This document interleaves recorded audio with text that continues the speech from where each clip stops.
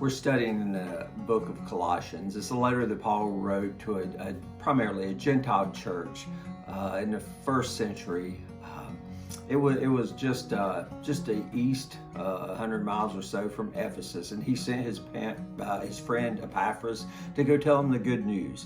And he encourages them in chapter 2 to know that in Jesus Christ all the wisdom and the treasures of knowledge is built up in him. And as we learn about Christ and the ways of the kingdom of God, we will be blessed in God. We don't have to look for other special things that give us insight.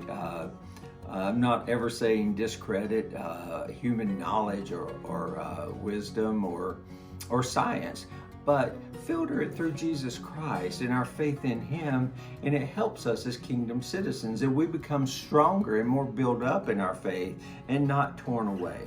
So he encourages them in chapter 2 to do that.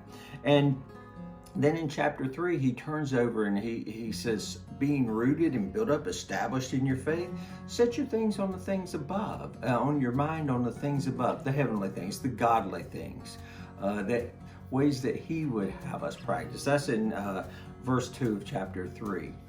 And as we do that, taking off our old selfish ways and putting on the ways of the kingdom as new kingdom citizens in Jesus Christ, children of God, truly, then we know that all that we do, it says whatever we do in 3:23, whatever we do, work at it with all your heart because you're working for God, whatever you do.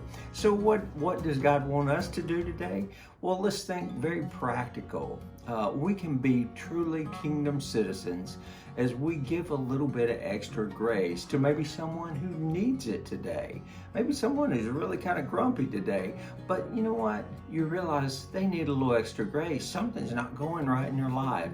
So show them some love and support. Maybe it's someone in your family that they just need to know that you care about them.